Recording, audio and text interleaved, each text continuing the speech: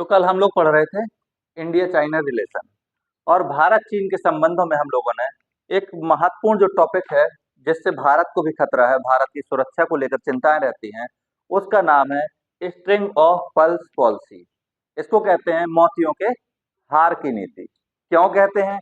तो इसके लिए आपको थोड़ा सा जानना पड़ेगा मैप के बारे में, और मैप को जानेंगे तभी आपको ये समझ में आएगा कि इसको मोतियों के हार की नीति क्यों कहते हैं बेसिकली।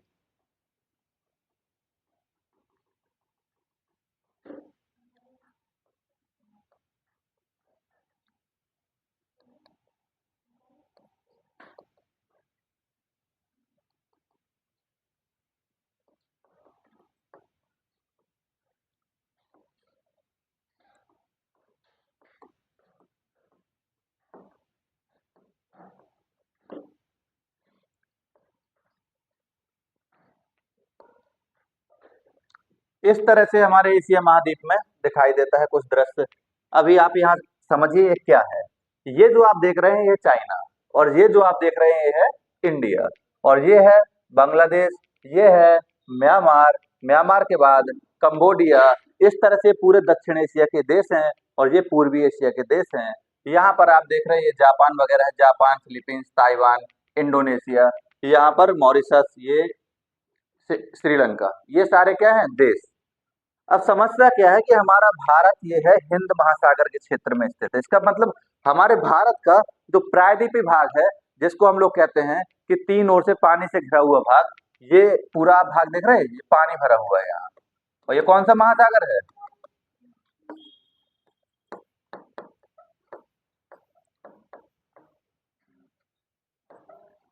ये है हिंद महासागर। और हिंद महासागर भारत को, एक बहुत बड़े भूभाग को क्या किए हुए है, पानी से घिरे हुए हैं। इसी को हम कहते हैं कि हमारी सीमाएं समुद्र से भी लगी हुई हैं। और समुद्र से कितनी लगी हुई हैं? लगभग 7500 किलोमीटर। यानी, और ये आप ज्योग्राफी में पढ़ते हैं कि यहाँ कौन कौन से राज्य हैं, कुल कितने राज्य हैं जो समुद्री सीमा को स्पर्श करते हैं, सबसे लंबी समुद्री तटरेखा किससे लगी हुई है, ये सब आपको कहाँ पढ़ना है? ज्योग्राफी में। यहाँ पर क्या पढ़ना है समझिए। ये है चाइना, हमारा सबसे खास दोस्त चाइना, ठीक है, जो हर समय हमको तनाव देता रहता है। और ये है इंडिया, यानी यहाँ हम लोग हैं, यहाँ है चाइना। समस्या क्या उत्पन्न हुई? चीन दरअसल अगर एशिया के क्षेत्र में किसी एक देश से डरता है, या फिर सीधे शब्दों में कहें कि किसी एक को अपना कंपटीटर मानता है, उसको पीछे करना चाहता है, तो उस देश का नाम है इंडिया। और भारत उसको कंपटीट करना चाहता है, लेकिन पीछे करने की भावना नहीं है। हम साथ में मिलकर बेहतर करना चाहते हैं। पूरे एशिया के क्षेत्र में हम लोग चाहते हैं कि अगर जो पिछली शताब्दी थी, 20वीं शताब्दी, उसमें अमेरिका का वर्चस्व रहा, तो इस शताब्दी में, 21वीं शताब्दी में, भारत और चीन इन देशों का वर्चस्व हो, ये लोग विकसित देश बने, हम ये चाहते हैं। लेकिन चीन क्या चाहता है कि मैं अकेला ही ऐसा शक्तिशाली देश बनूं जो पूरी दुनिया को कंट्रोल कर रहा हो, यानी अमेरिका वगैरह भी उसके पीछे रहे, इस तरह का प्रभाव बनाना चाहता है।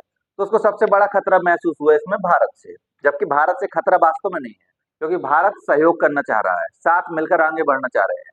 लेकिन ये वो है जो कह रहा है नहीं, आगे तो सिर्फ मैं ही बढ़ूंगा और मुझे किसी के साथ की जरूरत नहीं है, मैं जो मांगू बस उतना देते जाओ मुझको, बाकी मैं अपना संभाल लूंगा। ये चीन की रणनीति है। तो चीन ने इस बात को ध्यान में रखते हुए कहा कि क्यों ना भारत को शत्रुओं से घेर दिया जाए, या भारत को चारों तरफ से घेर दिया जाए।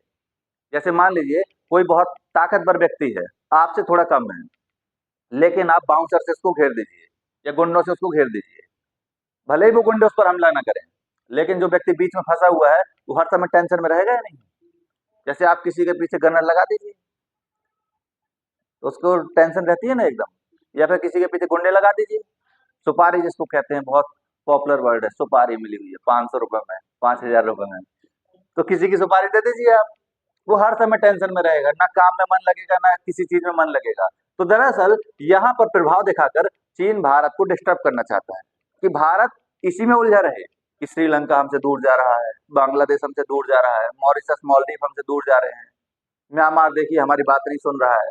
चीन ये चाहता है कि आप इसी में उलझे रहिए, और जब तक आप उलझे रहेंगे उसी बीच में हम आगे निकल जाएंगे, और उसको कोई ना उलझा सके उसका भी विकल्प है उसके पास। उसने उत्तर कोरिया को पाल रखा है, पाकिस्तान को पाल रखा है, दोनों को फंडिंग करता है, कह रहा तुमको जितना रुपए चाहिए तुम बोलो तो तुमको पैसे देंगे।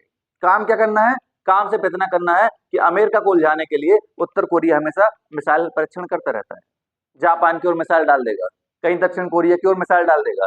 अमेरिका तुरंत कहेगा उत्तर कोरिया ने परीक्षण किया, हम बहुत नाराज हैं, हम कार्रवाई करेंगे, ये करेंगे। चीन कहता है, चीन बैठकर सिर्फ तमाशा देखता रहता है, उलझता ही नहीं किसी चीज में। तो चीन ने ये किया कि जो ये देश आप देख रहे हैं, इन देशों को अनाप शनाप रुपए दिए। 100 मांगे तो 500 दिए, 500 मांगे तो 5,000 दिए, और कहा तुम चिंता मत करो, जब मन करे तब लौटा देना, और जरूरत हो तो और बताना। इससे हुआ क्या? इससे हुआ ये कि ये देश सोचे चीन कितना अच्छा है, हमको 500 की जरूरत थी, उसने 5,000 दे दिए हैं, और कहा कि और जरूरत पड़े तो और बताना। ये लोग बताते गए, धीरे धीरे कर्ज इतना बढ़ता गया कि आज कर्ज के बोझ में इस तरह दबे हुए हैं कि चीन सीधे उनके घर में ही जगह मांग रहा है। कह रहा कि अपने जगह जो बंदरगाह है, इन बंदरगाह को हमको दो। उन्होंने कहा बंदरगाह ठीक है दे देंगे, लेकिन चाहिए किस लिए है? उन्होंने कहा बंदरगाह इसलिए चाहिए है ताकि आपके यहाँ के जो बंदरगाह है, इसको हम और मॉडर्न बनाएं, आधुनिक बनाएं। और आधुनिक कैसे बनाने हैं? आधुनिक बनाने हैं वहां की खुदाई ज्यादा करके। अच्छा एक बात बताइए, जैसे कोई तालाब है, बहुत कम गहरा है, क्या वहां पर नाव रह सकती है? नाव भी रहेगी तो क्या छोटा सा जहाज आ सकता है? नहीं आ सकता। क्यों? क्योंकि आपने आर्किमिडीज का सिद्धांत पढ़ा हुआ है कि जहाज का एक बड़ा हिस्सा जमीन के अंदर रहता है, तो यानी कि गहरा ज्यादा होना चाहिए। तो आधुनिकीकरण की जब बात आएगी, कोई कहे कि पोर्ट का आधुनिकीकरण करना, इसका मतलब है कि उसमें और ज्यादा गहराई बढ़ानी है ताकि बड़े बड़े जहाज, सबमरीन वहां पर आ सके। और यही चीन ने कहा कि हम तुम लोगों के बंदरगाह का मॉडर्नाइजेशन करेंगे, आधुनिकीकरण। उनने कहा कि क्यों? तो इसके लिए फायदा बताया, कहा इसलिए करेंगे ताकि तुमसे व्यापार ज्यादा बढ़ सके, तुम्हारे यहाँ बड़े बड़े जहाज आएंगे सामान से लदे हुए, तुम्हारे पूरे देश में तुम्हारा सामान भी दुनिया में जाएगा, फैलेगा, एक दिन तुम इतने बड़े आदमी बन जाओगे कि पूरी दुनिया तुमको जानेगी। श्रीलंका, म्यांमार, ये सब खुश हो गए। इन्होंने कहा इतना अच्छा दोस्त हमारा। जब ये सब करने शुरू किया, उसके बाद कहा एक काम करते हैं, इसकी सुरक्षा भी तो करनी पड़ेगी। तो सुरक्षा कैसे करेंगे? कहा सुरक्षा के लिए एक तरीका है, तुम लोग तो कमजोर हो, एक काम करते हैं, हम अपना एयरफोर्स वहां बना देते हैं थोड़ी दूर पर, बंदरगाह के। अब वो बेचारे कर्ज लिए हैं, जो कर्ज लिए रहता है वो थोड़ा सा दबा रहता है, हर चीज नहीं पूछ सकता है, इसलिए कर्ज बहुत खतरनाक चीज होती है। कर्ज ले लिया और ज्यादा अगर बड़ा हो गया तो बहुत बड़ी समस्याएं होती हैं। उनने पूछा भी नहीं, तो उन्होंने कहा ठीक है, जो हवाई पट्टी बना ली गई, हवाई पट्टी का मतलब है जैसे यहाँ पर बने हुए हैं एयरपोर्ट्स के कैंप वगैरह, तो उस तरह की बना ली। और फिर एक प्रस्ताव रखा, तीसरा, का एक काम करते हैं, जो ये बंदरगाह है इसको हवाई पट्टी से जोड़ देते हैं, ऐसी सड़क बनाते हैं कि भविष्य में अगर यहाँ से हमारा प्लेन भी उड़ाना है तो उड़ा लें। अगर शिप में कोई सामान आता है, सैनिक आते हैं, कोई सैनिकों के उपकरण आते हैं, तो आसानी से उनको ले जाया जा सके। इसके लिए हमें क्या चाहिए? मजबूत सड़क चाहिए। और कौन बनाएगा? हम खुद बनाएंगे, चीन ने कहा। इस तरह से क्या हुआ, धीरे धीरे उन सब पर एक शिकंजा कस दिया। इस शिकंजे से नुकसान क्या हुआ? हमारा नुकसान हुआ। सबसे पहले टारगेट किया किसको? यहाँ ये वियतनाम वगैरह तो चीन के परम शत्रु हैं, वियतनाम से कोई हमको दिक्कत नहीं है, वियतनाम के साथ तो हम संबंध अच्छे बना रहे हैं। क्यों? क्योंकि वियतनामियों में एक खास बात है, वो डरते किसी से नहीं है। ये वही देश है जिन्होंने अमेरिका के साथ जब युद्ध हुआ था तो अमेरिका को दौड़ा दौड़ा कर मारा था। अमेरिका के राष्ट्रपति को खुद आकर कहना पड़ा कि हम वियतनाम युद्ध की समाप्ति करते हैं। पूरी दुनिया में इस बात की किरकिरी हुई कि अमेरिका जो सुपर पावर अपने आप को कहता है, वियतनाम के लोगों ने उसको धूल चटा दी, न जाने कितने सैनिकों को मारा। कारण बड़ा सिंपल से था कि वहां के जो लैंडस्केप था, अमेरिका उनको समझ नहीं पाया। जैसे उसके सैनिक उतरते थे, ये छुप कर गोरेला युद्ध करके हमला कर देते थे। इस प्रकार से सबको तबाह कर दिया। तो वियतनाम तो हमारा अच्छा दोस्त है, संबंध इसके साथ लगातार बढ़ रहे हैं, लेकिन ये थोड़ी गरीब, सबसे पहले टारगेट किसको किया जाता है? गरीबों को। ये है म्यांमार, इसका बंदरगाह है। कहा कि इस बंदरगाह को हम आधुनिक बनाएंगे। अब बताइए, हमारा देश ये है, यहाँ पर बैठे गए और खुद का बंदरगाह यहाँ है। उसके बाद ये है बांग्लादेश का बंदरगाह है, उसके बाद ये है श्रीलंका का बंदरगाह है, हम्बन टोटा बंदरगाह है, ये रहे मालदीव, और ये रहे ग्वादर बंदरगाह है पाकिस्तान का। तो एक क्या बन गई है पूरी, और इसी को कहा गया स्ट्रिंग ऑफ पर्ल्स। ये देखिए, ये है, और इसका सिर्फ उद्देश्य है भारत को टेंशन देना, तनाव देना। हम लोग क्यों चिंता में है? क्योंकि अभी की स्थिति ये है कि हमारे जो पड़ोसी देश है ये बहुत छोटे आकार के देश है, और देखा जाए तो ये हमारी हर बात मानते हैं और हम भी इनका सपोर्ट करते हैं। यानी अभी इस क्षेत्र में बहुत शांति है, हिंद महासागर के क्षेत्र में कोई तनाव नहीं है। लेकिन चीन इस हिंद महासागर के क्षेत्र में अस्थिरता उत्पन्न करना चाहता है। ऐसा माहौल बनाना चाहता है कि भारत का जो एकाधिकार है, जो प्रभाव है, वो ना रह जाए। और यही काम अगर हम लोग दक्षिण एशिया में कर देंगे तो इससे बवाल खड़ा हो जाएगा। यहाँ पर साउथ चाइना सी में अगर भारत अपनी उपस्थिति को दर्ज कराने लगे, यहाँ पर किसी जमीन पर, टापू पर अपना अधिकार जमाने लगे, तो यही चाइना है जो बगावत कर देगा, विरोध करेगा।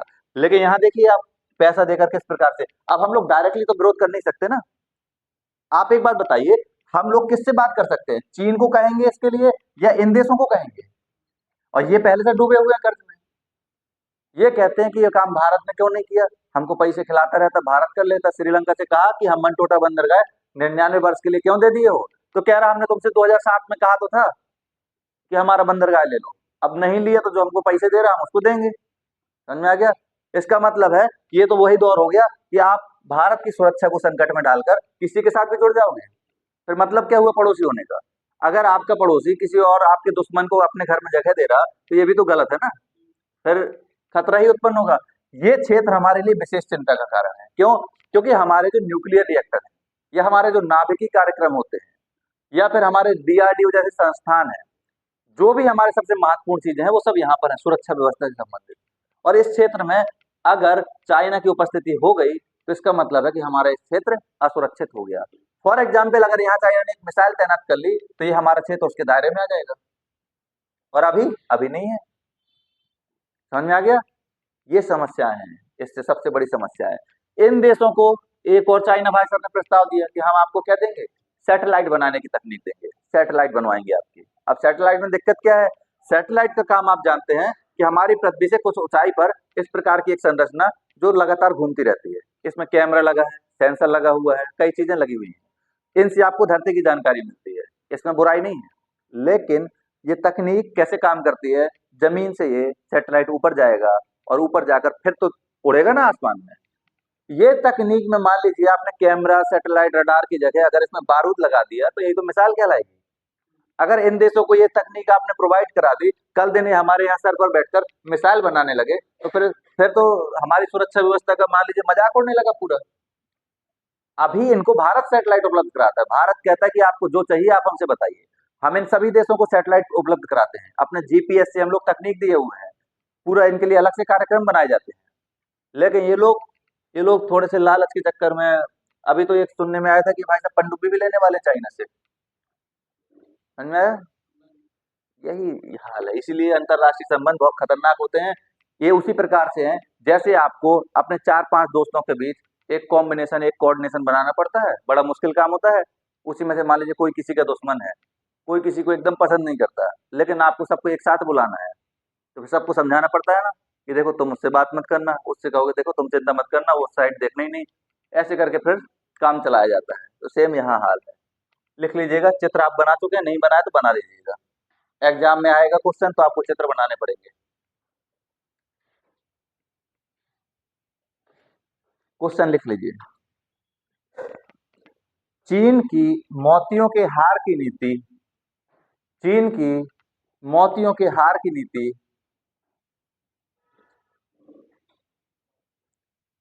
हिंद महासागर के क्षेत्र में, हिंद महासागर के क्षेत्र में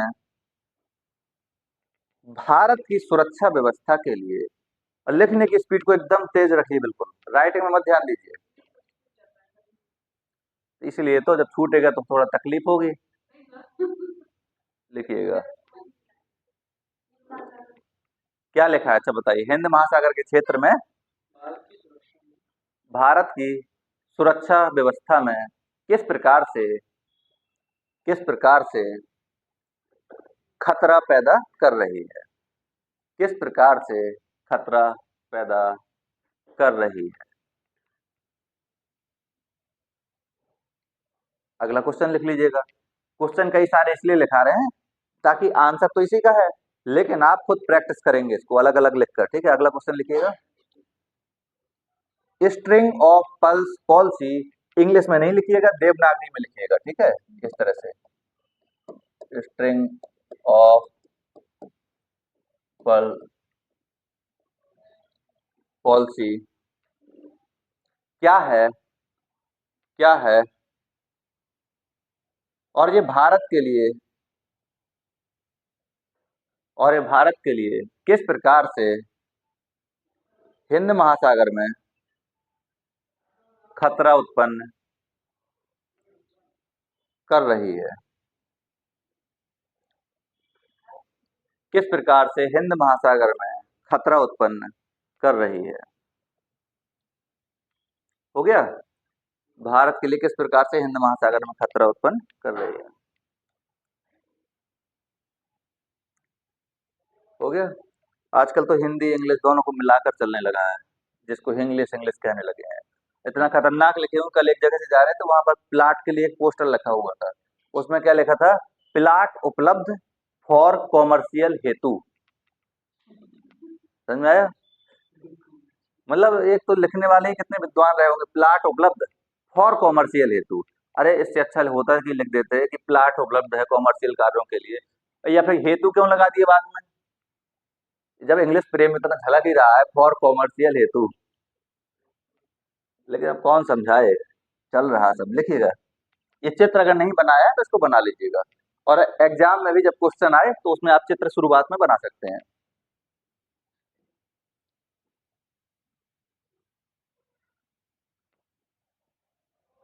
यानी कि इस एग्जाम में थोड़ा सा आर टेस्ट भी होना पड़ेगा, है ना? आर टेस्ट भी होना पड़ेगा, ताकि आपके जो चित्र हैं ये जल्दी आप बना सके। साथ में आपकी लेखन शैली भी अच्छी होनी चाहिए। साहित्यकार भी थोड़ा सा बनना पड़ेगा, ताकि थोड़ा थोड़ा टफ जो शब्द हैं उसका भी यूज कर सकें आप। ये क्या है, मिलावट है पूरा ये। समझ में आया? ये एग्जाम कैसा है, मिलावट का एग्जाम। जितना बेहतरीन आप मिला देंगे चीजों को, बस आपको रेशियो ठीक ठाक रखना है। जैसे दो चीजें होती हैं, एक होता है मिश्रण, एक होता है यौगिक। अंतर क्या है दोनों में?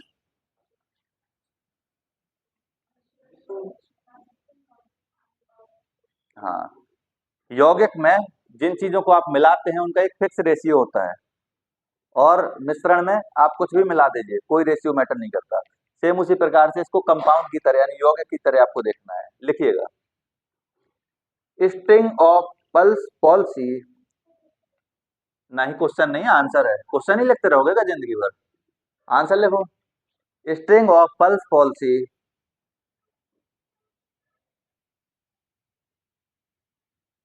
स्ट्रिंग ऑफ पल्स पॉलिसी चीन की चीन की हिंद महासागर के क्षेत्र में स्ट्रिंग ऑफ पल्स पॉलिसी चीन की हिंद महासागर के क्षेत्र में भारत की भू रणनीतिक, इस प्रकार से लिखना है, भू रणनीतिक, हिंद महासागर के क्षेत्र में भू रणनीतिक स्थिति को कमजोर करने की नीति है।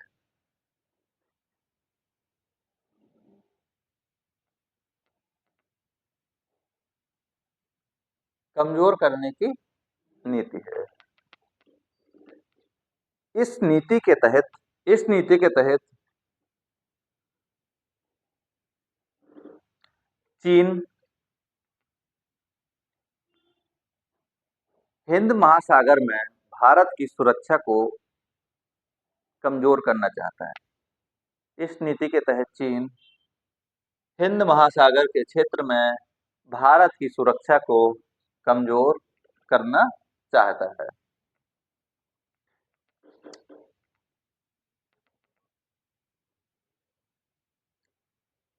हो गया। इस नीति के अंतर्गत निम्न चरण देखे जाते हैं। इस नीति के अंतर्गत निम्न चरण देखे जाते हैं।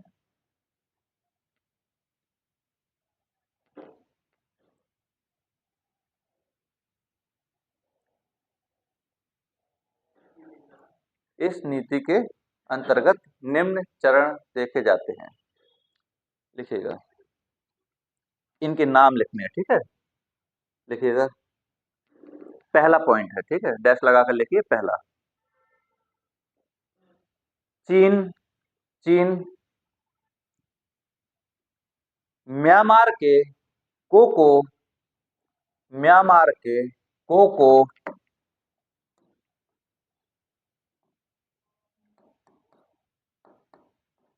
कोको या कोटापैक्स मैप में ढूंढिएगा, ठीक है। ये काम आपको बताए दे रहे हैं, जो भी बताया करें यहाँ लोकेशन, उसको मैप में ढूंढना आपका काम है। अभी नहीं, घर पर जाकर आराम से रूम पर बैठकर देखना है, ठीक है। और ऐसा नहीं ये सिर्फ ये देख रहे हैं, इसके अगल बगल में भी देख लिया कीजिए, तो और कुछ है आसपास, ठीक है। तो म्यांमार के कोको, बांग्लादेश के चटगांव,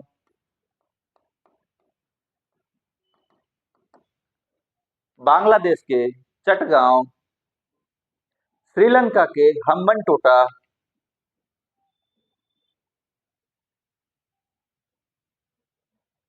श्रीलंका के हम्बनटोटा, हम्बनटोटा बहुत महत्वपूर्ण बंदरगाह है, यही एक है सबसे बड़ा, और इसी के समीप है राजधानी, ठीक है। श्रीलंका के हम्बनटोटा, पाकिस्तान के ग्वादर, पाकिस्तान के ग्वादर बंदरगाह का,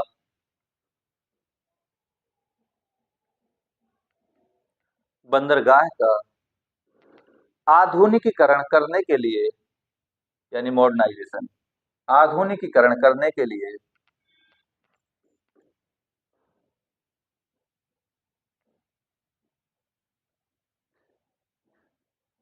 समझौता करके, समझौता करके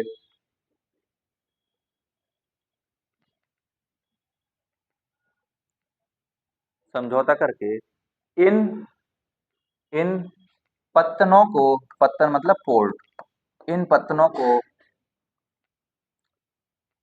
इन पत्तनों को यानी पोर्ट, ठीक है, विकसित करने की योजना बना रहा है,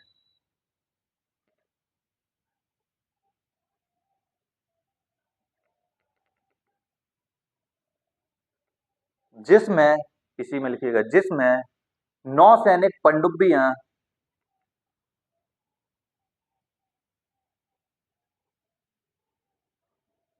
और जिसमें नौसैनिक पनडुब्बियां और विमान वाहक पोत, विमान वाहक पोत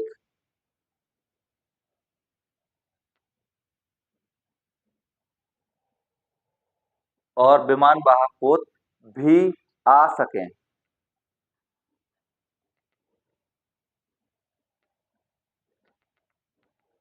तो किस प्रकार से इनको मॉडर्न करना है? सबसे पहले समझौता करेगा, क्योंकि सीधे सीधे अगर आप मान लीजिए किसी के यहाँ आप जा रहे हैं, आपको कुछ भी कहना है तो आप सीधे सीधे कहने से बचते हैं, ठीक है।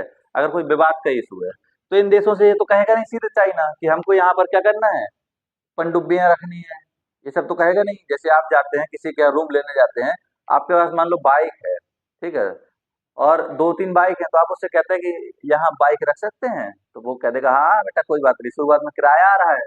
लेकिन आपने एक के बाद एक बाइक फोर व्हीलर लगानी शुरू कर दी, तो फिर वो बेचारा, अगर एग्रीमेंट है आपका तो वो परेशान हो जाएगा आपसे। क्यों? क्योंकि आप तो फिर एग्रीमेंट कर चुके हैं, तो आप कुछ भी रखिए, चाहे हवाई जहाज रखिए उसके यहाँ, यही होता है। इसलिए इन सबके साथ क्या करना है, समझौता। और दो देश समझौता नहीं तोड़ सकते हैं, समझौता इसलिए किया जाता है, ये एग्रीमेंट है देशों के बीच। समझौता टूटता है तो इसका बड़ा खतरनाक नुकसान होता है, ठीक है। फिर इंतजार करना पड़ता है समझौता खत्म होने का। 95 साल के लिए, 99 साल के लिए इसने दे दिया अपना ये बंदरगाह है, अब सोचिए कितना लंबा समय। और 100 साल में इसलिए नहीं होता क्योंकि 100 साल के बाद वो जमीन ही उस व्यक्ति की हो जाती है, अगर समझौता 100 वर्षों का है तो ये समझ में आ गया।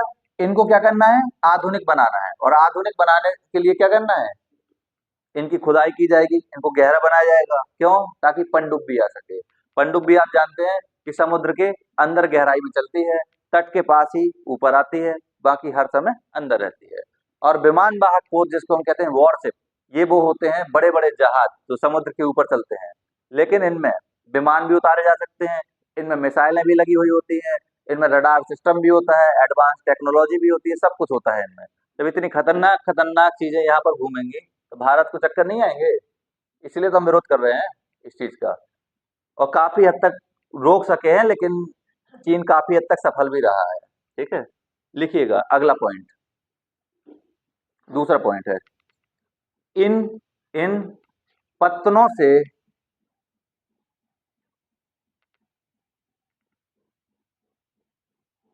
इन पत्तनों से निकटतम, निकटतम वायु सैनिक पट्टियों के, आधुनिकीकरण संबंधी समझौते। इन पत्तनों से निकटतम वायु सैनिक पट्टियों के आधुनिकीकरण संबंधी समझौते। आधुनिकीकरण संबंधी समझौते देख लीजिए इसको। जैसे ये जमीन है, यहाँ पर क्या बना हुआ है, बंदरगाह है। तो चीन कहेगा कि हमको यहाँ पर एक क्या बनानी है, एयरबेस कैंप बनाना है। तो ये क्या है, समझौते के बिना हो पाएगा नहीं। तो इसको लेकर समझौते, इसको आधुनिक बनाने के समझौते।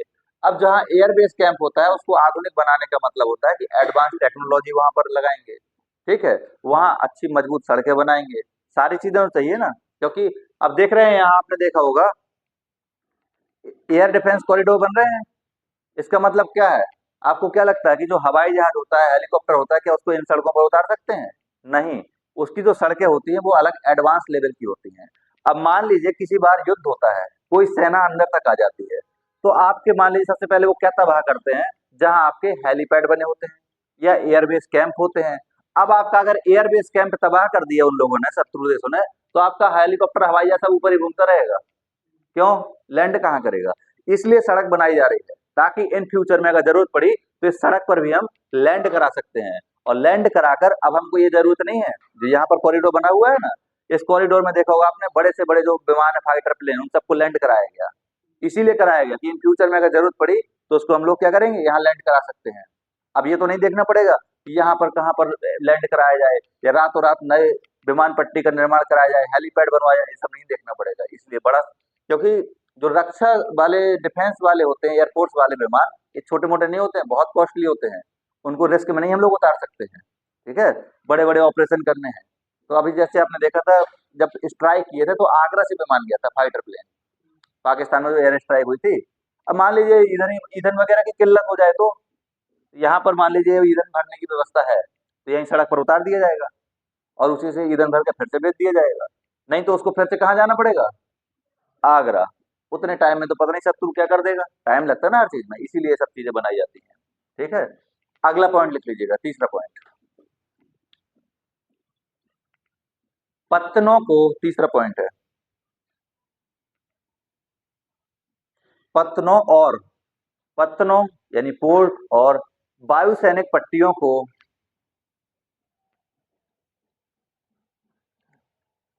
आपस में मजबूत सड़क के द्वारा, आपस में मजबूत सड़क के द्वारा जोड़ने संबंधी समझौता। आपस में मजबूत सड़क के द्वारा जोड़ने संबंधी समझौता,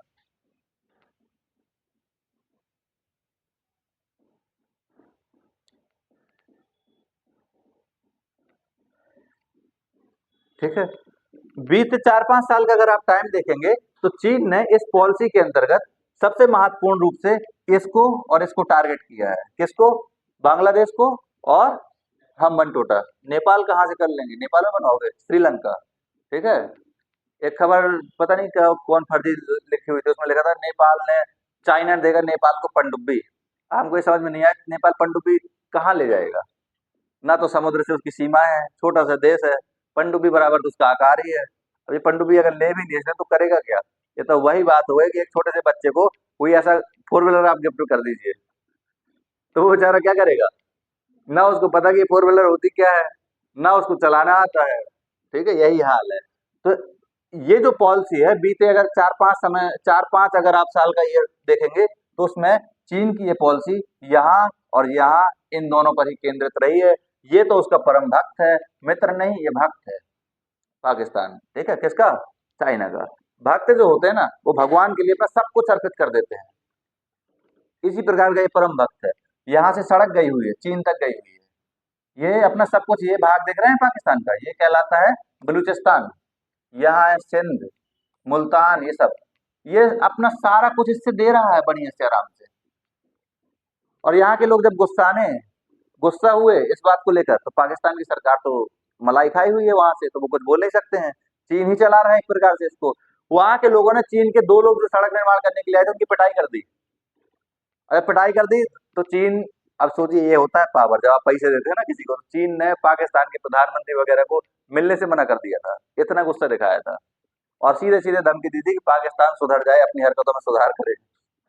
और समझ सकते हैं, इसलिए कर्जा वगैरह मत लेना। ऑनलाइन वगैरह कुछ लोग आजकल बांटते रहते हैं कि ऑनलाइन कर्ज लीजिए। एक बार आप कर्ज लेंगे, फिर वो आपके पीछे बार बार, एक बार आप उनके पीछे, फिर वो जिंदगी भर आपके पीछे। हो गया, लिख लीजिएगा। पैराग्राफ चेंज करके, ये 3 पॉइंट थे। अब आप पैराग्राफ चेंज करके लिखिएगा आगे। लिखिएगा, बीते कुछ समय से, बीते कुछ समय से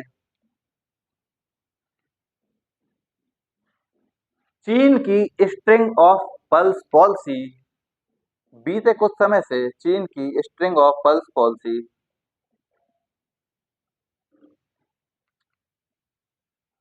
बांग्लादेश और श्रीलंका पर अधिक केंद्रित दिखाई देती है।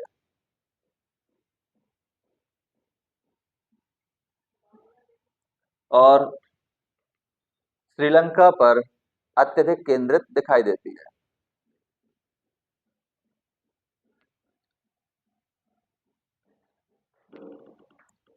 और इसी से मिलती जुलती एक नीति है जिसको हम कहते हैं स्ट्रिंग ऑफ सैटेलाइट नीति। क्या नाम है? स्ट्रिंग ऑफ सैटेलाइट नीति।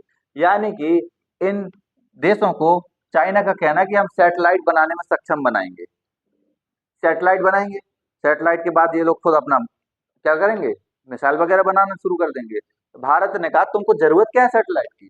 अच्छा एक बात बताइए, आपके यहाँ अगर जो लोग काम करते हैं, आप उनको पर्याप्त पैसे दे रहे हैं, सब कुछ दे रहे हैं, खाना पीना रहने की व्यवस्था, अब कोई बाहर का व्यक्ति आए और उनको भड़काने लगे, उनसे कहे तुम लोग चिंता मत करो, तुम हमारे इस घर में रहो, इस फ्लैट में रहो, तो जरूरत क्या है इस चीज की? तो यही तो भारत कह रहा है कि तुमको सैटेलाइट चाहिए, जिस काम के लिए हम दे रहे हैं, क्यों खर्चा कर रहे हो बेकार में? क्योंकि भारत जानता है कि ये लोग नहीं है इच्छुक बनाने के, इनके पास इतना पैसा ही नहीं है। ये सारा कुछ किया धरा किसका है? चाइना का। तो इसलिए उसका नाम हुआ स्ट्रिंग ऑफ सैटेलाइट नीति। यानी इन सभी देशों को सैटेलाइट बनाने की तकनीक से लैस कर दो, ताकि ये मिसाइल भारत की ओर करके बैठे रहे। ठीक है। और हिंद महासागर में जो अभी हम शांति से सो पा रहे हैं, पता पड़ा श्रीलंका भी मिसाइल परीक्षण करने लगा, उसके बाद ये भी मिसाइल फेंकने लगा, तो फिर तो भारत का दिमाग खराब हो गया इसी में। फिर इन्हीं से निपटना पड़ेगा अच्छे से। लिखिएगा, चीन की स्ट्रिंग ऑफ सैटेलाइट नीति, चीन की स्ट्रिंग ऑफ सैटेलाइट नीति भी भी भारत की भारत की हिंद महासागर में स्थिति को कमजोर करने से संबंधित है। भारत की हिंद महासागर में स्थिति को कमजोर करने से संबंधित है, जहां पर जहां पर जहां पर चीन जहां पर चीन बांग्लादेश और श्रीलंका को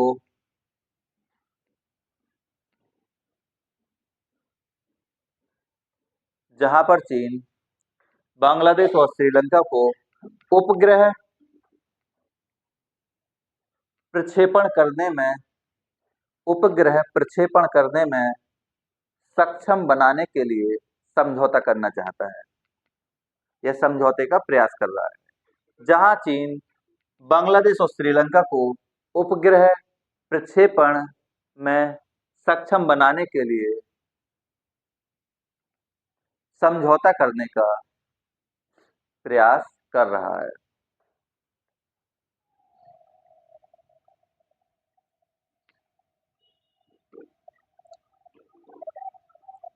फुल स्टॉप लगाकर लिख लीजिएगा।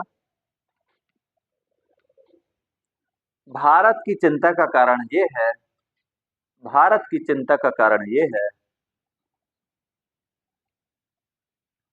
कि भारत भारत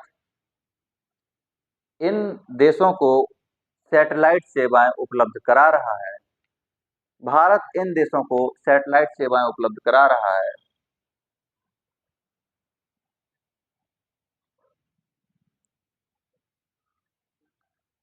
सैटेलाइट सेवाएं उपलब्ध करा रहा है।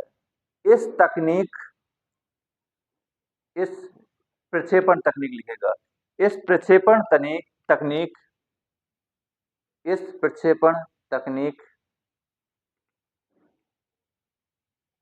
के विकास से भविष्य में, इस प्रक्षेपण तकनीक के विकास से भविष्य में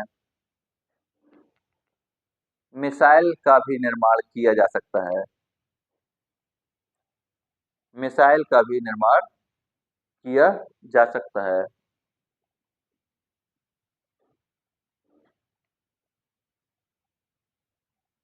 जो भारत की सुरक्षा व्यवस्था के लिए खतरा है। जो भारत की सुरक्षा व्यवस्था के लिए खतरा है।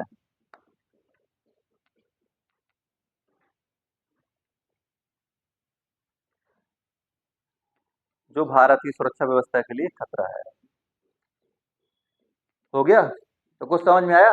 अब देखिए, अगर आपको मान लीजिए लिखा क्या है वो नहीं भी पता, आपने मेन चीज समझ ली कि मुद्दा क्या है, भारत को खतरा क्या है, तब क्वेश्चन कुछ भी पूछ देगा। मान लीजिए इसी को क्वेश्चन आपसे पूछ दिया, स्ट्रिंग ऑफ पल्स पॉलिसी से आप क्या समझते हैं, आपके हिसाब से ये भारत की सुरक्षा के लिए कैसे खतरा उत्पन्न करती है।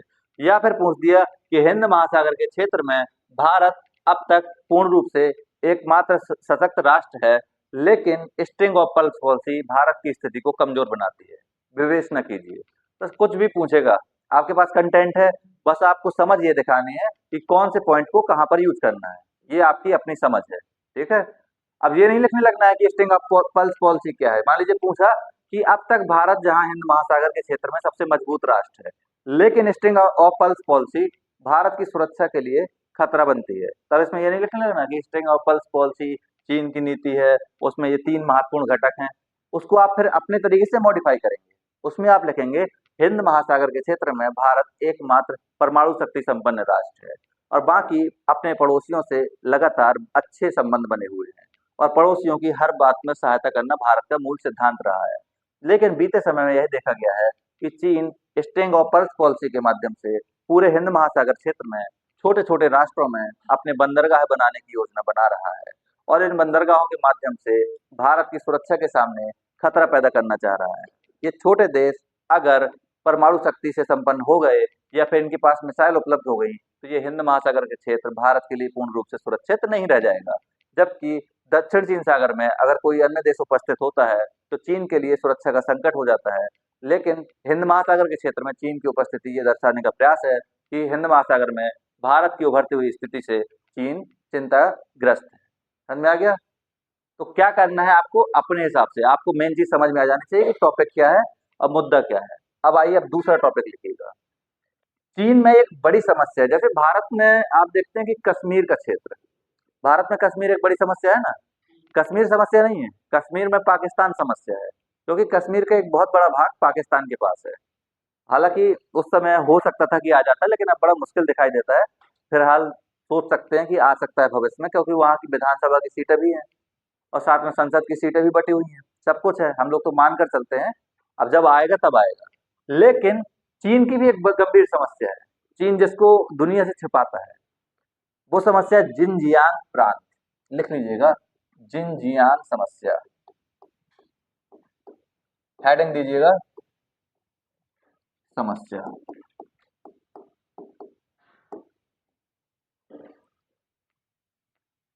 जिनजियांग क्राइसिस या जिनजियांग समस्या। जिनजियांग बता रहे हैं क्या है, जैसे हमारा जम्मू कश्मीर वैसे उनका जिनजियांग बता रहे। इतना हो गया, लिख लिया? क्वेश्चन भी लिख लीजिएगा, क्वेश्चन भी लिख लीजिएगा। चीन की जिनजियांग समस्या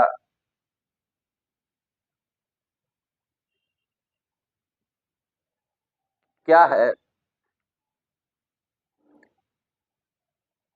और चीन इसको लेकर किस प्रकार की और चीन इसको लेकर किस प्रकार की नीति रखता है।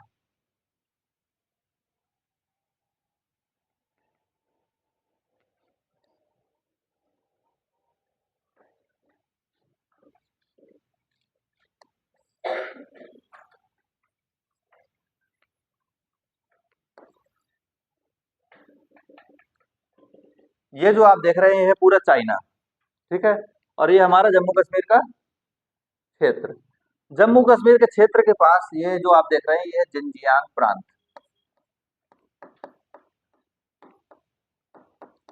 कौन सा? जिनजियांग क्षेत्र, इसी का नाम है जिनजियांग। समस्या क्या है?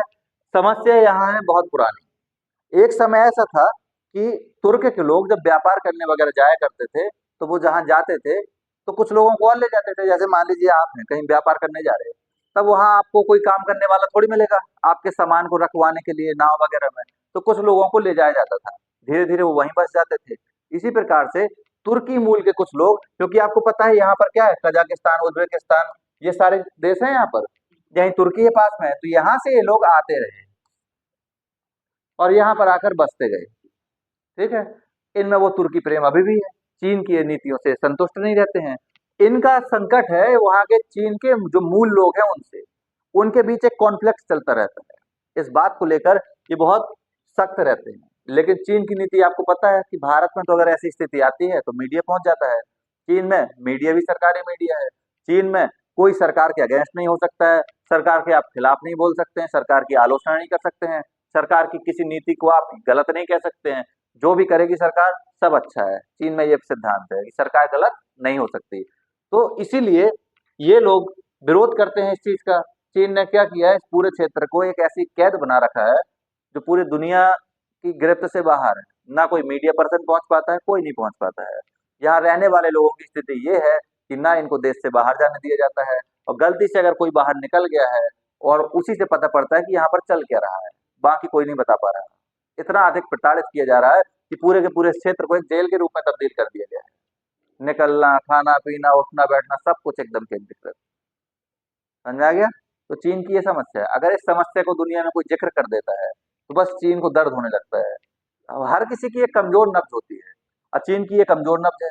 दूसरी कमजोर नब्ज है ताइवान। आप ताइवान से संबंध बना लीजिए। आज प्रधानमंत्री मोदी जी सुबह उठे और फोन कर दें ताइवान में कि और क्या चल रहा है, तुरंत आप देखेंगे अरुणाचल प्रदेश में, जम्मू कश्मीर में चीन के सैनिक और भारतीय सैनिकों के बीच तुरंत शुरू हो गया खेल। इतना संकट है। यानी आप ताइवान अपना फोन कर सकते हैं, कुछ नहीं कर सकते हैं। ये कहलाती वन चाइना पॉलिसी। चीन का कहना है जो हमें मानता है कि हम दुनिया में राष्ट्र हैं, वो हमारे तिब्बत को भी मानेगा और हमारे ताइवान को भी मानेगा। अगर इनको नहीं मानता है तो हमें उससे कोई संबंध नहीं रखने हैं। पूरी दुनिया में उथल पुथल मचा देगा अगर इसके ताइवान को आपने इसका नहीं माना। हमने भी वहां नहीं बनाया इसलिए। ठीक है, आज नहीं तो कल स्वतंत्र हो ही सकता है, लेकिन नहीं होने देगा, ये पहले बताए दे रहे हैं। ये चाइना है, ये सिर्फ इसका इसकी पॉलिसी आपको बताते हैं। जैसे मान लीजिए एक कोई आपका घर ये है, अब आपको खतरा है कि हमारे घर पर कोई कब्जा ना कर ले या हमारी जमीन कोई ना ले ले, तो आप क्या करेंगे? आप 2 कदम आगे और बढ़ जाएंगे, दीवार बना लेंगे। इससे क्या होगा कि इन फ्यूचर में अगर कोई आपके क्षेत्र पर आना भी चाहता है तो मान लीजिए इतना ही ले पाएंगे ना आप, इतना इसका जो क्षेत्र था मूल वो तो सुरक्षित है। ये होती साम्राज्यवादी नीति, लगातार आगे बढ़ते रहो। अगर अपने घर को, अपने क्षेत्र को सुरक्षित रखना है तो अपने क्षेत्र को और अधिक बढ़ा दो, ताकि इन फ्यूचर में जाएगा भी तो वो भाग जाएगा जो हमने छीना हुआ था, अपने मूल भाग पर कोई नहीं कर पाएगा। ये चाइना की पॉलिसी, साम्राज्यवाद से विस्तार करो, कैसे भी करो विस्तार करते रहो, बस विस्तार करके देख रहे हैं कितना बड़ा कर लिया है। भला हो कि मंगोलिया यहाँ पर टिका हुआ है, नहीं तो इसको भी खींच लेता। वो तो वहां पर उनकी दीवार बनी हुई है ना, इसीलिए वो बचा हुआ है। समझ में आ गया ये पूरा? तो इस क्षेत्र में चीन एक ऐसी समस्या से जूझ रहा है जिस समस्या को दुनिया में अगर कहीं पर भी मीडिया में दिखाया जाता है तो चीन उस पर तुरंत प्रतिक्रिया करता है, और इसका कोई विरोध नहीं कर सकता। क्यों? चाइना है। अब इसने रोड बना रखा है यहाँ से पूरा होते हुए पूरी दुनिया में, यूरोप में, कौन विरोध करेगा? एक रोड बना है, उससे कई सारे दूसरे मार्ग निकले हुए हैं। जैसे सीपीसी का नाम सुना है, चाइना पाकिस्तान इकोनॉमिक कॉरिडोर, यही तो है। इसी प्रकार से भारत से भी कहा है इसने, अभी लिखाएंगे इसको सिल्क रोड में, लिख लीजिएगा। जिस प्रकार से भारत जिस प्रकार से भारत जम्मू कश्मीर के क्षेत्र में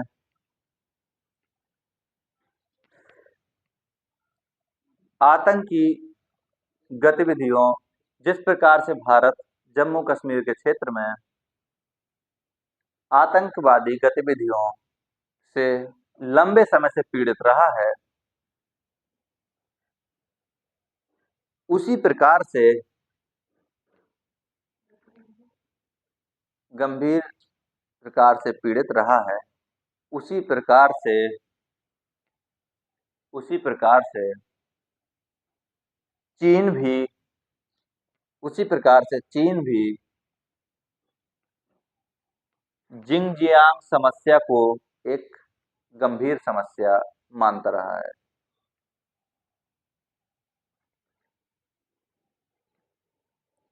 उसी प्रकार से चीन भी जिंगजियांग समस्या को एक गंभीर समस्या मानता रहा है।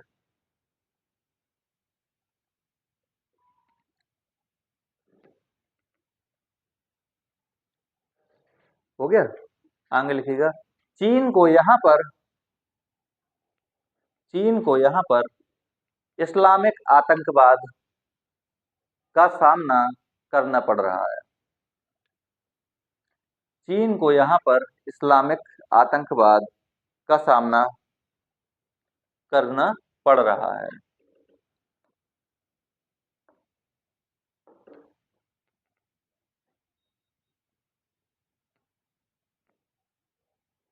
हो गया। ये संघर्ष ये संघर्ष दो निर्जातीय समूहों के बीच है। ये संघर्ष दो निर्जातीय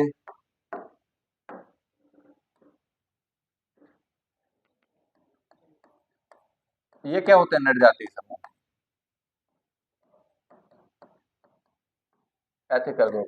निर्जातीय समूह का मतलब होता है ऐसे ग्रुप जिनकी अपनी विशेष भाषा, विशेष संस्कृति, विशेष जीवन शैली होती है, वो होते हैं निर्जातीय समूह। ठीक है। तो ये बेसिकली दो निर्जातीय समूह, क्या लिखा है? ये संघर्ष क्या लिखा है?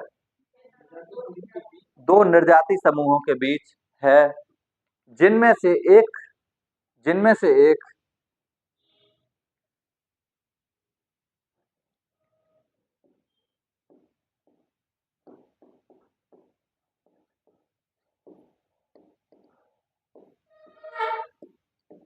उइघुर मुस्लिम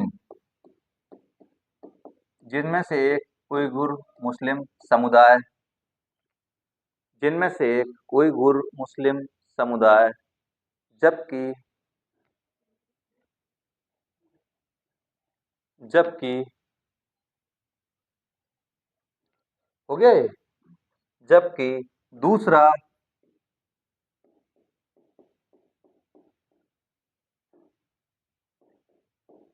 हेन्स चीनी समुदाय जबकि दूसरा हेन्स चीनी समुदाय, ये दरअसल चीनी मूल के लोग हैं। ठीक है। हेन्स चीनी समुदाय के मध्य है, ये मध्य है। आगे लिखिएगा। जिनजियांग जिनजियांग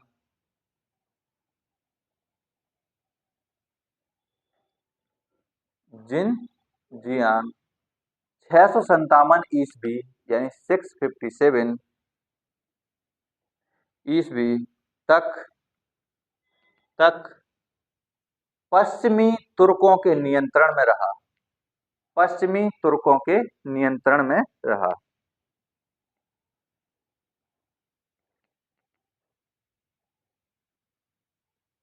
जिनजियांग 657 ईस्वी तक पश्चिमी तुर्कों के नियंत्रण में रहा था।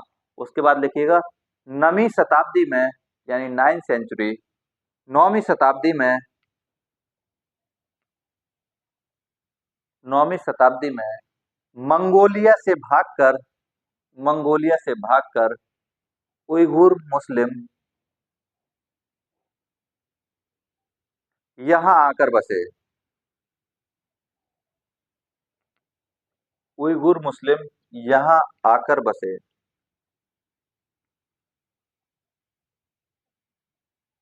चंगेज खां वगैरह का नाम तो सुना होगा, मंगोल आक्रमण हुआ था, सुना है?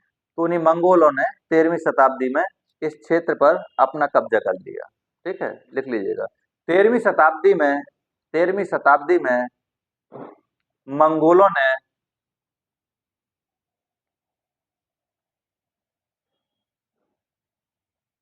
इस पर अपना नियंत्रण कर लिया।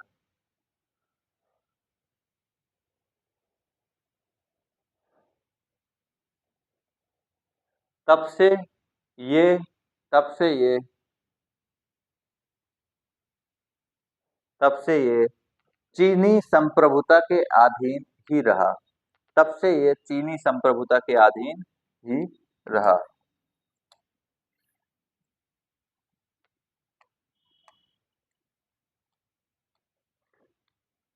ये पॉइंट समझ में आया? यानी पश्चिमी तुर्क, जैसे आपको बताया ये है चाइना और ये है तुर्क, तो पश्चिमी तुर्कों का इस क्षेत्र पर क्या था? नियंत्रण था। यानी इन्हीं का अधीन थे। अब जैसे भारत में अंग्रेजों का क्या था? नियंत्रण था। हम लोग क्या थे उनके? उपनिवेश थे।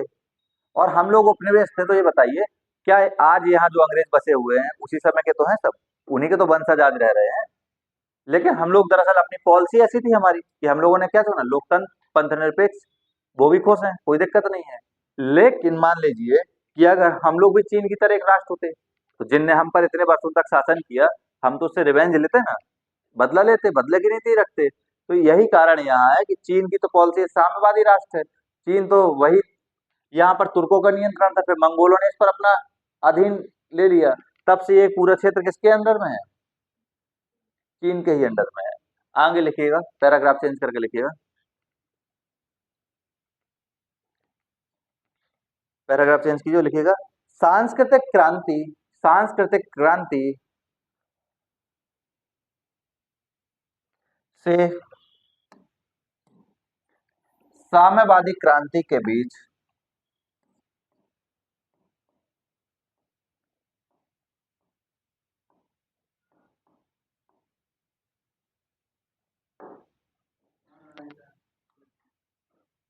सांस्कृतिक क्रांति से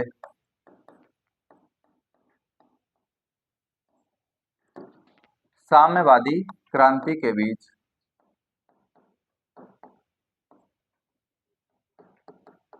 इसको समझ लीजिए।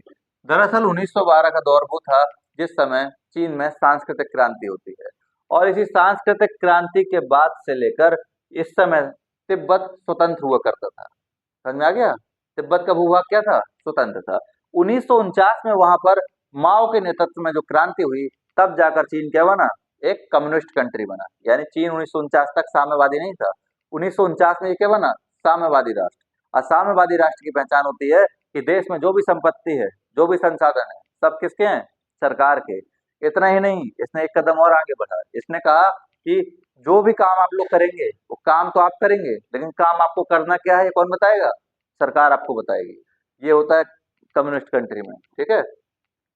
अब सोचिए कितना स्ट्रिक्ट है। यहाँ तो घर वाले भी कहते हैं कि नहीं बेटा, तुमको डॉक्टर की तैयारी करना है, तो वही विरोधी हो जाते हैं। चीन में तो सरकार आपको ही बताती है कि आपको काम क्या करना है, किस चीज के लिए आपको प्रशिक्षित किया जाए।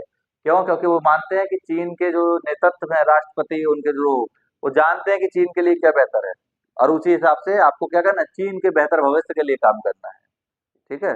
यहाँ पर तो ऐसे देशों में करप्शन भी बहुत होता है। क्यों? क्योंकि केंद्रीकृत व्यवस्था है ना।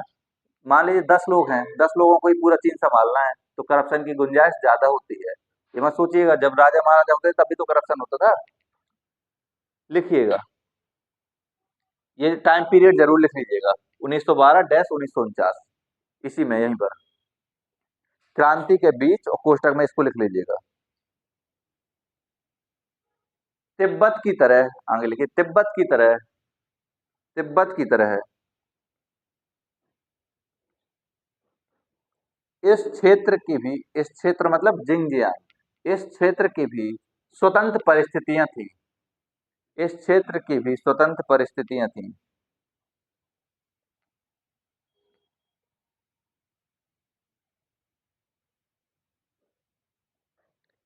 हालांकि हालांकि 1939 से 45 में, या 45 के बीच, 1939 से 1945 के बीच, इसके एक क्षेत्र में, इसके एक क्षेत्र में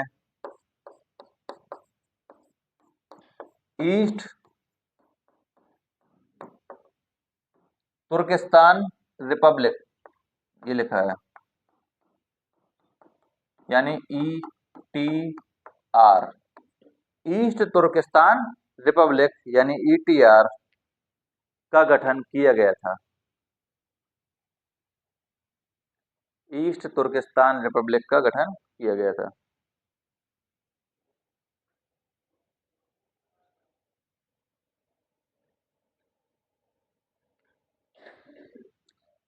ये तो आपको पता है मुद्दा। अब बताते हैं कि आज की वहां परिस्थिति क्या है इस क्षेत्र को लेकर। ये ईटीआर मतलब आप जान ही रहे हैं, ये तुर्क लोग थे, तुर्क का यहाँ पर था तो इसलिए नाम दिया ईस्ट तुर्किस्तान रिपब्लिक। लेकिन इसका क्या होता है, कुछ नहीं। अब आगे लिखिएगा, पैराग्राफ चेंज कीजिए, लिखिए वर्तमान में ये समस्या दो धाराओं में विभाजित है। वर्तमान में ये समस्या दो धाराओं में विभाजित है।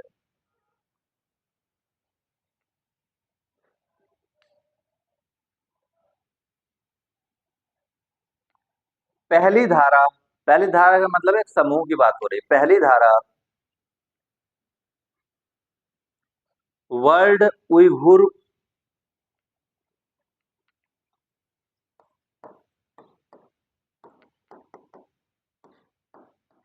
कांग्रेस,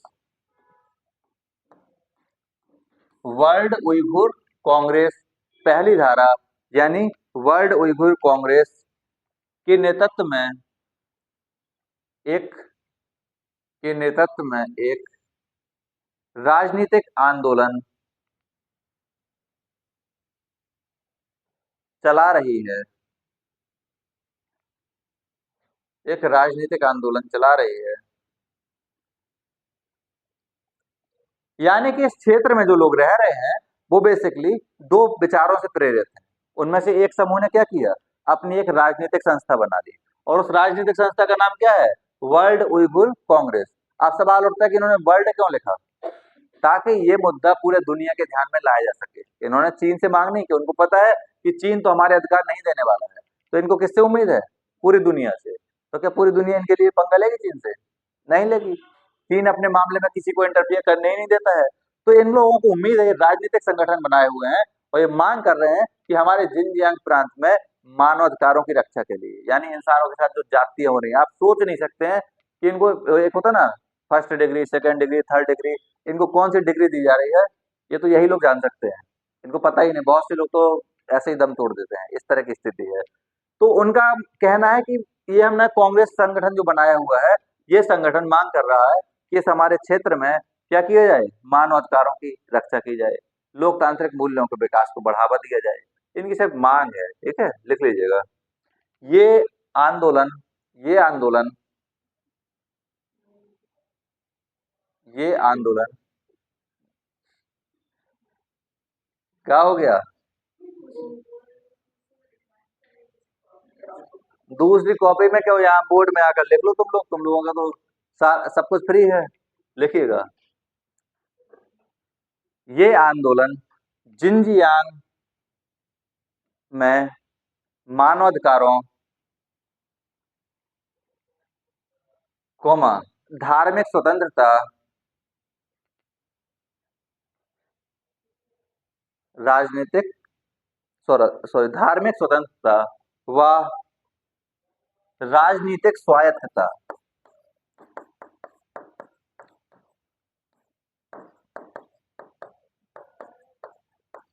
राजनीतिक स्वायत्तता की मांग लगातार करता रहा है।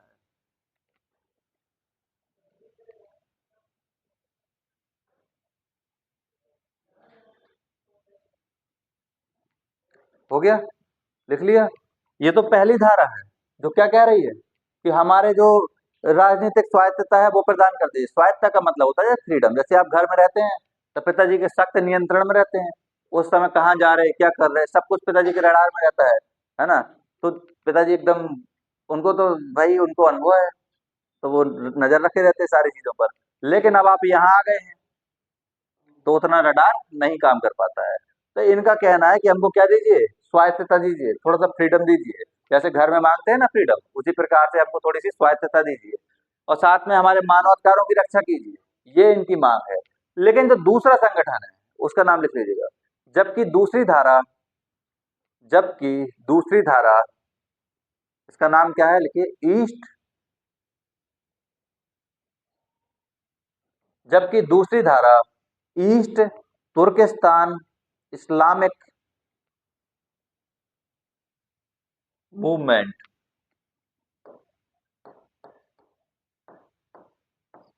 जबकि दूसरी धारा ईस्ट तुर्किस्तान, लिख लिया या नहीं, इस्लामिक मूवमेंट, ठीक है, यहाँ इस्लामिक बस लिखना है बस। ईस्ट तुर्किस्तान इस्लामिक मूवमेंट जो मध्य एशियाई देशों जो मध्य एशियाई देशों के समर्थन से जो मध्य एशियाई देशों के समर्थन से एक आतंकवादी आंदोलन बन चुका है।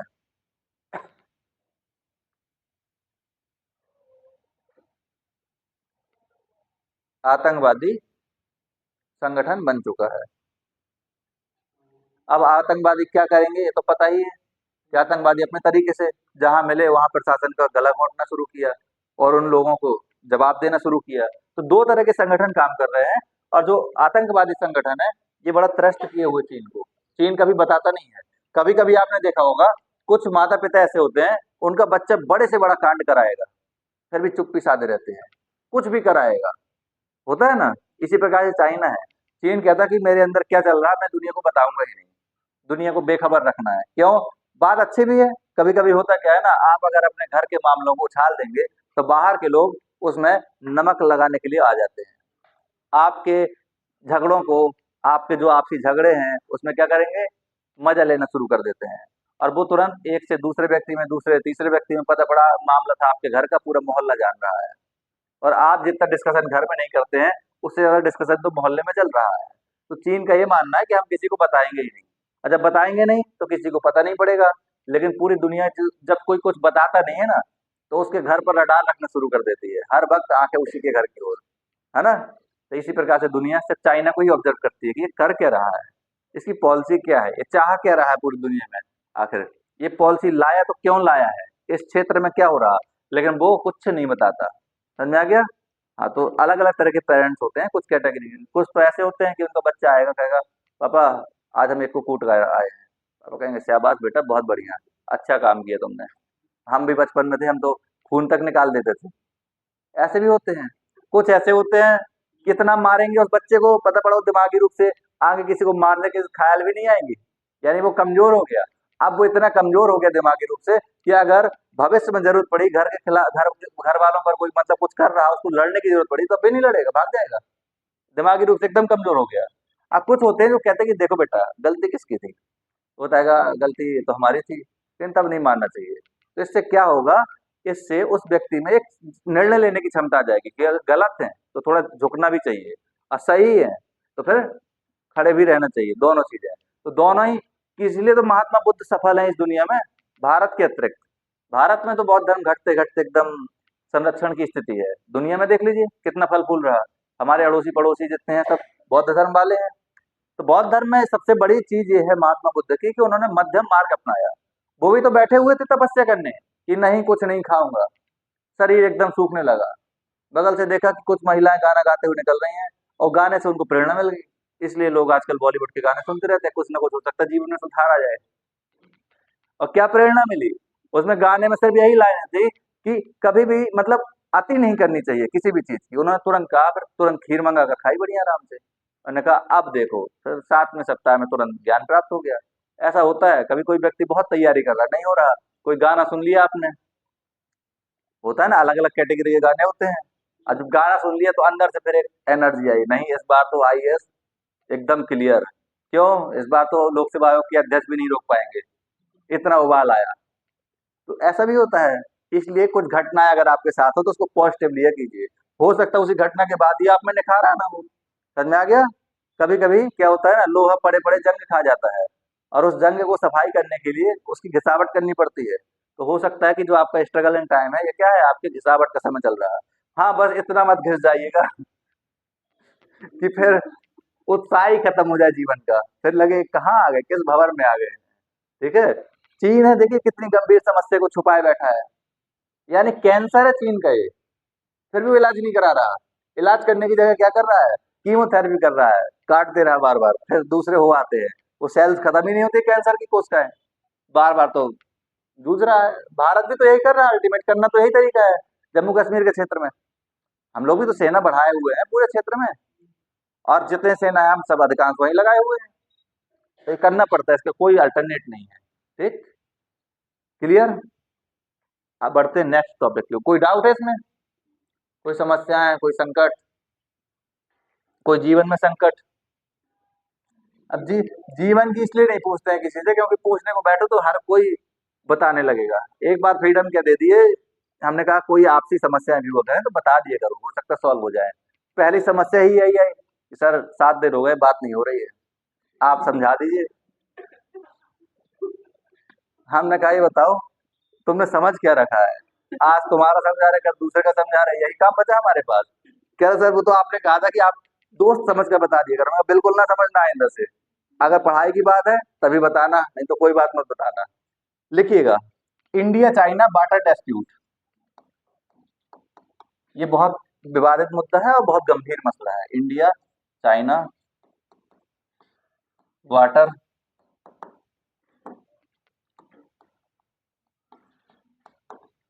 भारत चीन जल विवाद।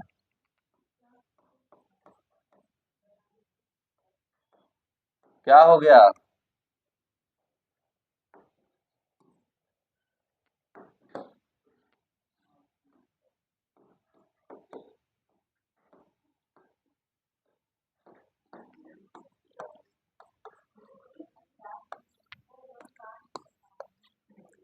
अगर पूरी दुनिया में प्रधानमंत्री राष्ट्रपति सिर्फ महिलाओं को बना दिया जाए, तो ये लोग अगर इंटरनेशनल स्तर पर भी बात करने जाएंगे तो देश इसके मुद्दे तो साइड हो जाएंगे, पर्सनल मुद्दे होंगे, इधर इसकी चुगली उधर उसकी चुगली, इसी में पूरा देश एकदम दुनिया क्या होगी, आगे बढ़ने से रुक जाएगी।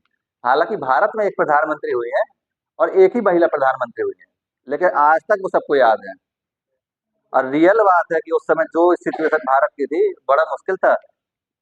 पता नहीं कैसे डिसीजन लिए होंगे, बड़ा टफ रहा होगा, वो बहुत टफ टाइम था। एक ऐसा दौर कि अमेरिका हमारा शत्रु बना बैठा है, एक ऐसा दौर कि जहां पाकिस्तान हमसे लड़ने के लिए बार बार आ रहा है, बांग्लादेश में संकट आ गया है, चीन हमारा शत्रु बैठा हुआ है, दुनिया हमको कुछ सम्मान दे ही नहीं रही है। एक ऐसे दौर में अगर कोई यहाँ महिला जाकर ये कहे कि हम स्वतंत्र रूप से काम करेंगे, हमें किसी की चिंता नहीं है, अमेरिका ने सीधे कहा कि हम युद्ध अगर आ गया सामने तो युद्ध करेंगे। ये जो चीजें होती हैं ये आसान नहीं होता है पूरे, मतलब आप क्या कर रहे हैं, देश को पूरा झोंके दे रहे हैं एकदम। अगर जीत हुई तो आज तक देखिए सब याद किए हुए हैं, और अगर मान लीजिए कि हमारी हार हुई होती तो वो कलंक लग जाता है। पाकिस्तान है, कभी कभी कुछ लोग ना बार बार हारते हैं तो उनको हार भी बुरी नहीं लगती है। पाकिस्तान से सीखिए आप मोटिवेट होना। कितने बार हारा, किससे नहीं हारा, हम लोगों से तो बार बार हारा ही है। चीन से, चीन उसको पूरा लूट लिया एकदम, उसके बाद भी आप देखिए खुश रहते हैं वो लोग, उनमें ये क्वालिटी तो है। वो टमाटर के रेट बताए जाते हैं भारतीय मीडिया में कि देखिए टमाटर पाकिस्तान में 300 रुपए किलो बिक रहे हैं, वहां के लोग गुजरात में टमाटर देना बंद कर दिए। ये सारी खबरें आपको बताई जाती है। ये देखिए ये है main matter, India China water dispute. क्या मसला है ये? मसला ये है कि एक बहुत महत्वपूर्ण नदी है जो दोनों देशों में आती है। वैसे तो एक नहीं कई नदियां हैं, लेकिन ये मैप देखिए आप,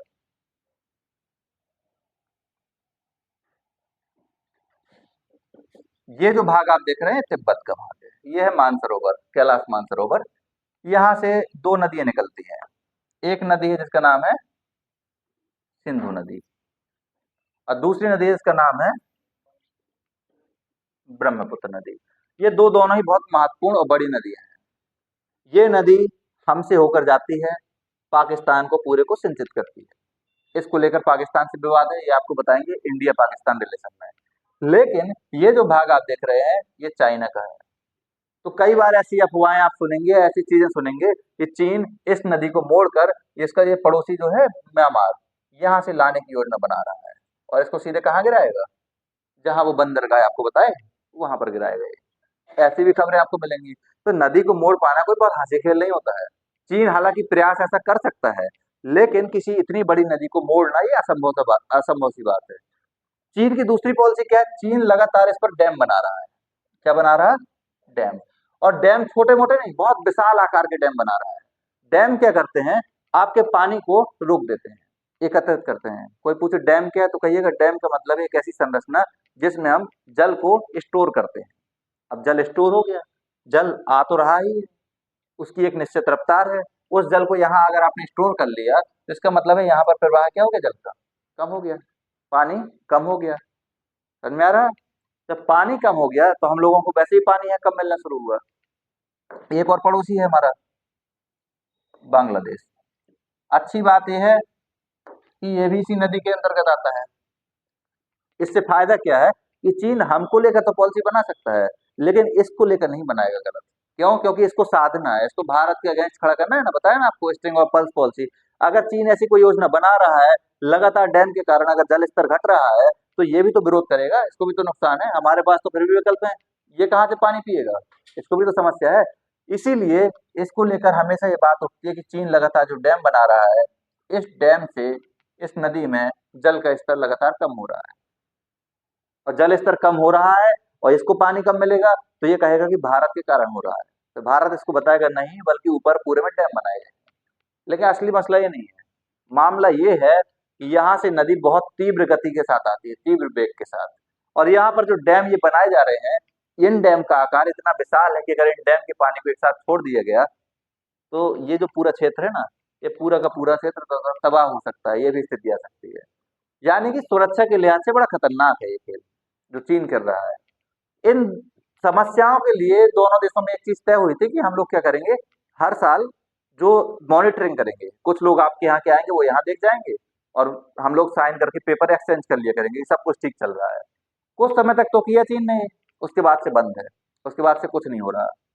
तो यानी कि ये समस्या क्या है? बड़ी गंभीर समस्या है। ठीक, लिखिएगा, भारत चीन जल विवाद,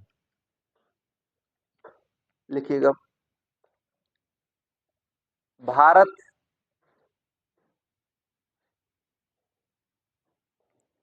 और चीन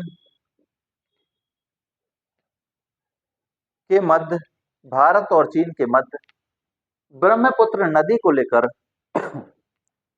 भारत और चीन के मध्य ब्रह्मपुत्र नदी को लेकर दो महत्वपूर्ण चिंताएं हैं।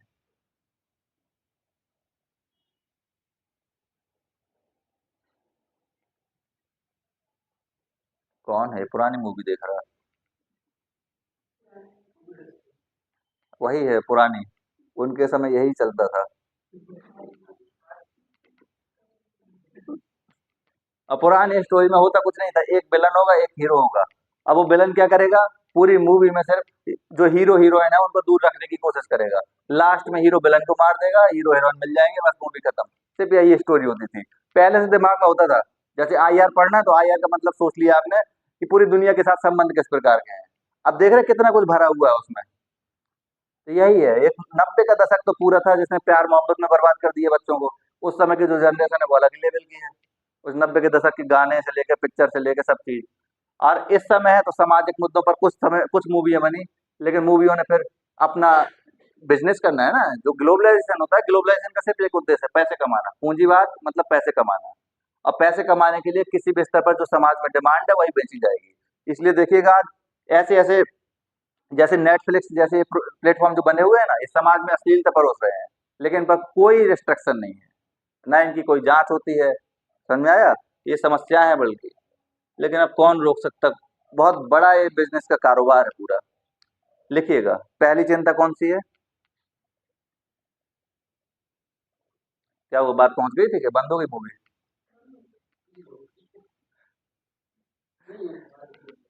लिखिएगा, पहला पॉइंट, चीन चीन ब्रह्मपुत्र नदी के पानी को उत्तरी दिशा में,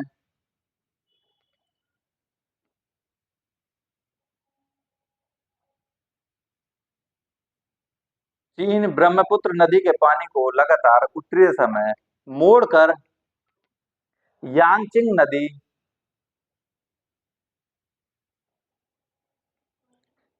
यांगचिंग नदी की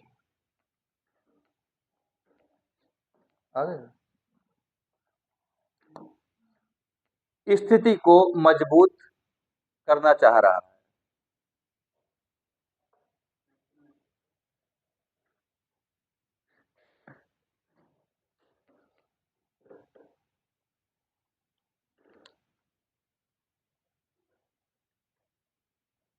समझ में आया? बाकी दूसरी समस्या कल लिखाएंगे। ये समझ में